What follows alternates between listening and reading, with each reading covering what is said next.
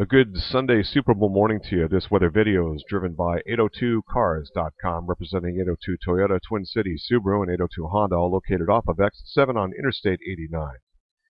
Looking at what has been a kind of persistent flow, kind of a west-northwesterly flow coming in off the Great Lakes, bringing in considerable amounts of moisture. We do have one shortwave trough that's going to be moving on through, and it's good for probably anywhere from a dusting to a couple of inches across mainly the northern one half of the state with this incoming impulse.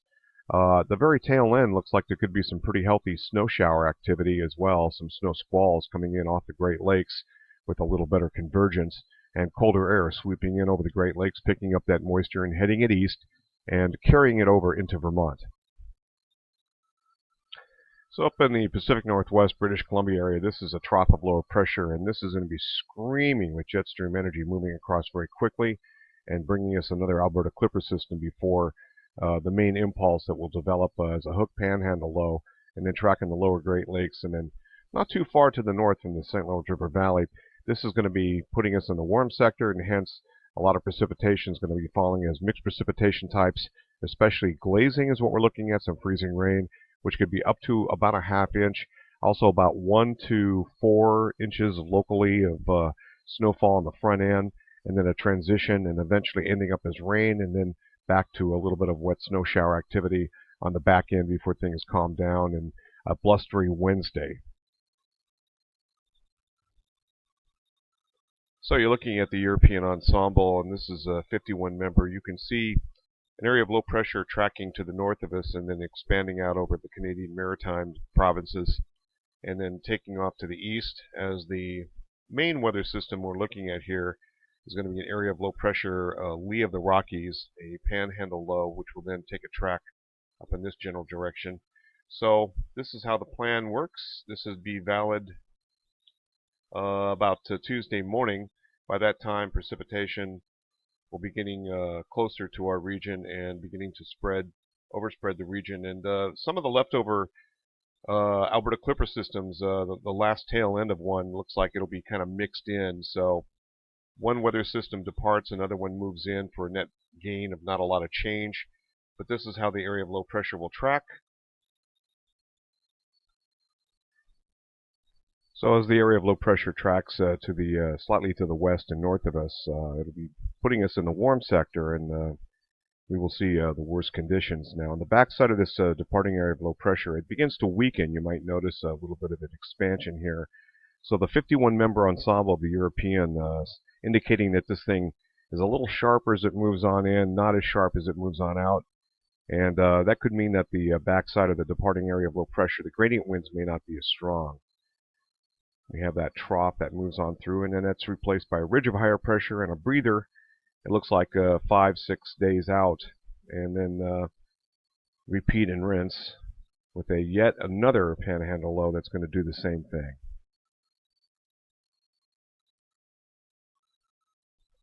Okay, this is a precipitation type on the European model, and a couple of snow showers and flurries cruise to the north.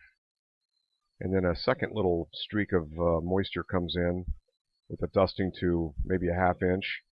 And see how this mixes in now. We got rain to the south, mixture of precipitation types, and this is valid at 8 o'clock on Tuesday evening. So the snow that comes in on Tuesday will be from two separate weather systems.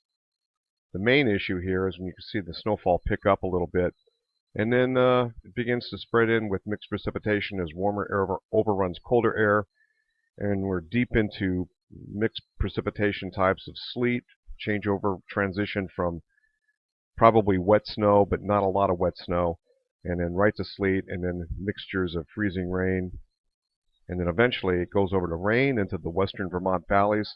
This would be by about 7 o'clock in the morning on Wednesday, and the transition takes it to all rain, but lighter amounts, as we frequently see when it makes its transition, it frequently lightens up.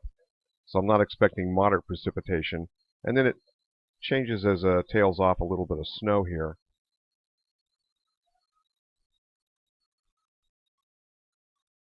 So what we're looking at now is glazing. This is valid at 1 o'clock in the morning on Wednesday, so basically Tuesday night into Wednesday morning. we're seeing glazing. It looks like the worst of it, as far as ice accretion goes, it looks like around the Killington or Chemo area is the worst. Now, looking at the 6-hourly panels, that was accumulated through the entire storm. So this is how it would play out.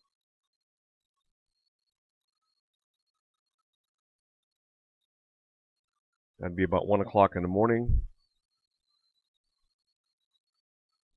on Wednesday morning, and then warmer air scours out the eastern parts of Vermont, and freezing rain moves on out.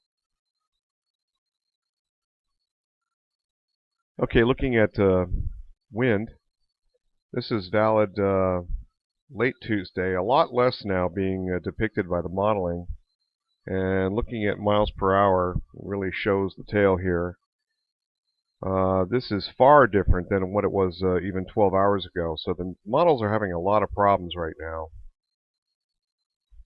One more panel. 6 hours, that would be valid 1 o'clock in the morning. That's what it used to be. That's what it is currently. Big changes there. So, kind of sketchy in terms of winds right now. This is what the overnight modeling shows, with the strongest winds across portions of probably Windsor and Windham counties, sort of downsloping from a southwest or westerly wind. And then it finally dies out. But look at 12 hours ago. Pretty amazing differences here from run to run. That is not very much like the European. So looking at our incoming precipitation, this is the sort of streak of moisture associated with the Alberta Clipper system that moves on through. It's good for like a dusting to perhaps a couple of inches. And you see how this 6-hourly panel jumps in with the next incoming precipitation. So as one departs, one comes in, and so the net effect is a continuation basically for northern Vermont. And then this is the amount of moisture. This is melted precipitation in 6-hourly groups here. So this is valid at 7 o'clock on Wednesday and now 1 o'clock in the afternoon. And then finally by late in the day, by about 8 p.m. on Wednesday, things are settling down and pushing on out of the region. So looking at a 24-hour shot of precipitation going back. See if I can include the front end a little bit better here. This is kind of what we're looking at for the storm total here. So heavier to the south, not as much in the north, almost as much as 5/10 of an inch, half inch of melted precipitation, combined sleet, freezing rain, wet snow, etc. That's it from here. Roger Hill, Wuthering Heights.